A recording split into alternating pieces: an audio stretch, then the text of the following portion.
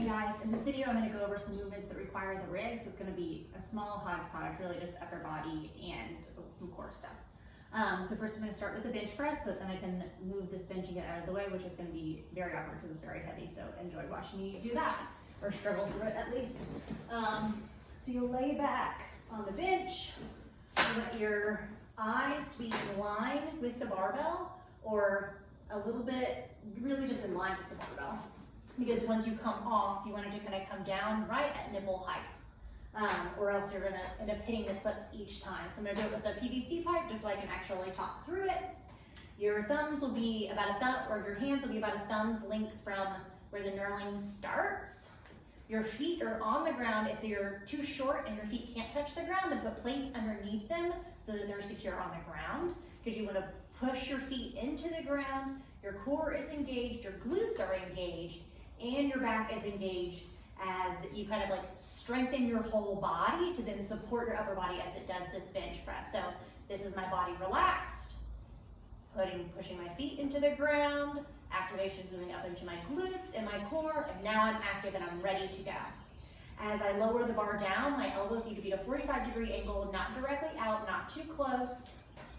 So get my hands into position, remove the bar from the rack, core is engaged, glutes, legs, everything is ready. I'm gonna lower down 45 degrees. Exhale as I push up. Inhale as I bring it down. Exhale as I push up. If you're new to this or struggling through it, you could try to exhale through the full movement. That is up to you. And then rack it when you're done.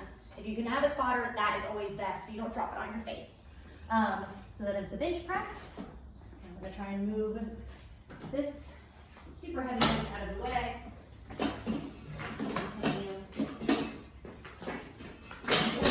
Okay. Next, I'm gonna let the rings down, and I'm gonna show you ring row. So ring row is a great lat movement. It's really good core exercise as well, because you have to stabilize through your core the whole time.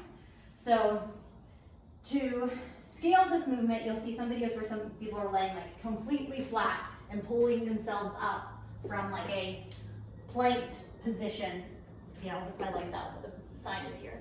So that would be the hardest way to do it, would be to do it laying completely flat, feet on the ground as I worm out here, and pulling yourself up from the ground or from your feet up on a box.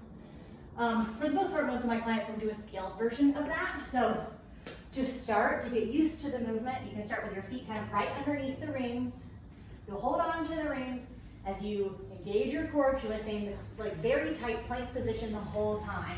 Whereas you're leaning back, your body is straight as a board.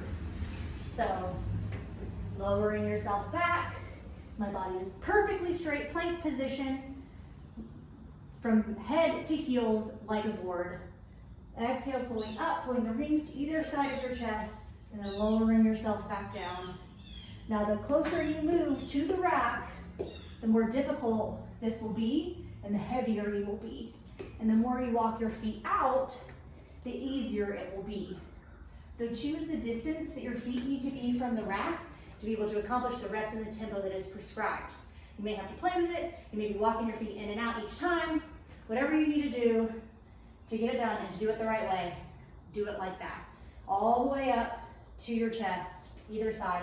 Also in the bottom, I don't want to see a break here in your hips. I don't want to see like a drop and then coming back up. You should stay straight the whole time. Do not let your hips break in the bottom, and do not overextend them in the top, because then that's also like too much pressure on your back. Keep it right. If you can't do the perfect form and stay in a perfectly straight position the whole time, then step your feet back and make it a little easier. It's very important to do it right. So the next little section that I will do is with the rig, some core movements. So I'll show you a Paloff press. So the Paloff press, you can do this standing or on your knees.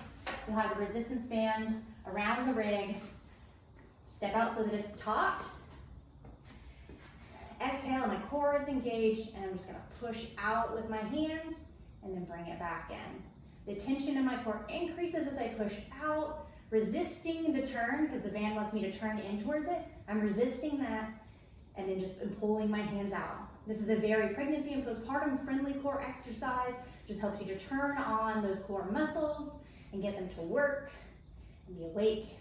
Get your central nervous system communicating with them well. Okay. Next, we have a resistance band turn or twist. So you kind of want the band to be in line with your hands, whether that's here or kind of down a little bit.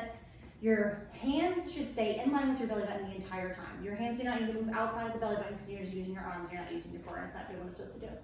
So send down and back, very tall, core is engaged, your legs are a little bit engaged, so you can be in a deflected stance as well. But your hands, your arms are really doing the work your core is. You're exhaling as you're turning out, inhaling back in. Which means your turn may not be covering all that much distance, but that's okay. It doesn't need to, it's not about the distance, it's about your core is working to make that turn. Exhale as you turn, inhale on the way in, and make sure that you're going slow on the coming in too, because that's working just as much as coming out. All right, the last one would be a step out. So for the step out, hand is like a hamburger again, around the band. Your hands are at your belly button, shoulders are down and back, elbows are in. You're staying nice and tight, you're not moving. Your hands are like using your hands to make it easier. That's not what we're doing. And you're gonna exhale as you step out, inhale back in.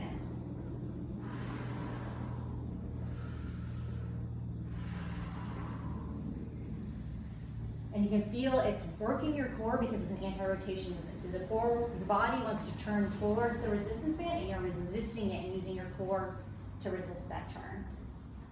Now for each of these, we've only done one side. So however many reps are prescribed, you then need to do them again on the opposite side or else you're gonna end up with like a lopsided person. Okay, I think that was it for the rig.